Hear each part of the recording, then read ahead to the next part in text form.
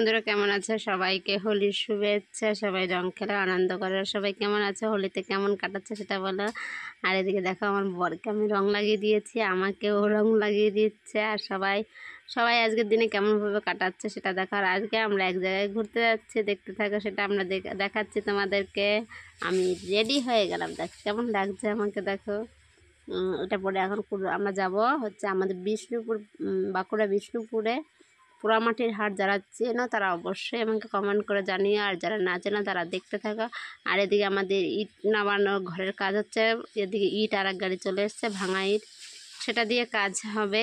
তো ওই গাড়িটা চলে এসছে, ওর জন্য আমাদের বেরোতে একটু লেট হয়ে যাচ্ছে। এটা নামাবে তারপরে আমরা বেরোবো। আর এদিকে আমার মেয়েটে সবাই রেডি হয়ে বসে আছে, যাবে করে হোক গিয়ে একটা বলছিল, একটু আবার হাই করে দিলাম। আমার ছোটো মেয়েটাও, আগেরটা বড় মেয়ে ছিল। আর দেখো এমনভাবে ধুলোটা উঠছে, মনে হয় যেন ধোঁয়া উঠছে সেরকমভাবে ধুলো নামাচ্ছে। আমি আবার ওটাকে একটু ভিডিও করে নিলাম, দেখো। আর এইদিকে আমরা দেখো কোথায় যাচ্ছি সেটা দেখতে থাকো।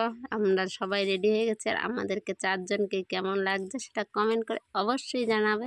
আর দেখতে থাকো আমরা যাচ্ছি, কোথায় যাচ্ছি দেখো। আর আমাদের এখানে ব্রিজটা ভেঙে গেছিলো গেল বছর, বর্ষাতে জল হয়েছিল। দেখো ব্রিজটা ভেঙে কি অবস্থা। এর উপর থেকেই আমরা যাই, কি করব, কিছু করার নেই, এখান দিয়ে যেতে হয় আমাদের যাওয়া আসা। এই ভাঙা ব্রিজের উপর কখন ভেঙে পড়বে জানি না, কার জীবন কখন হয়ে যাবে সেটাও জানি না। সরকার থেকে বলছে ঠিক করে দেবে, কিন্তু দিচ্ছেই না, এরকমভাবেই চলছে।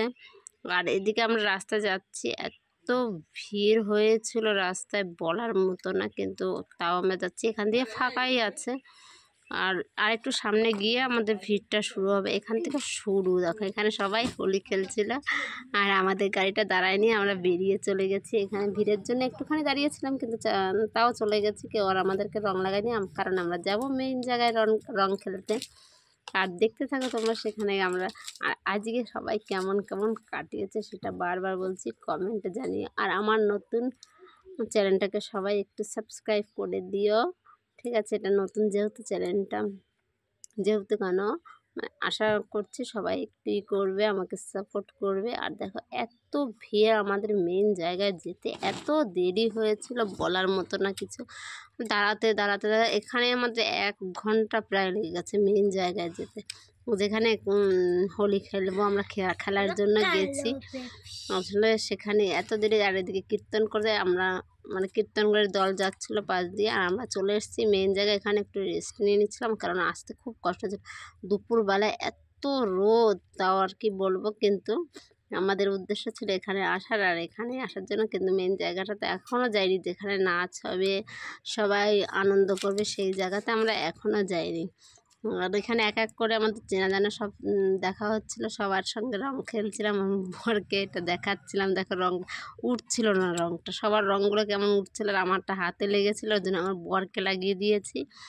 আর দেখো এদিকে ভিড় দেখেছো, এত ভিড়, এত আনন্দ করেছি না এখানটাতে গিয়ে, কিছু বলার নাই।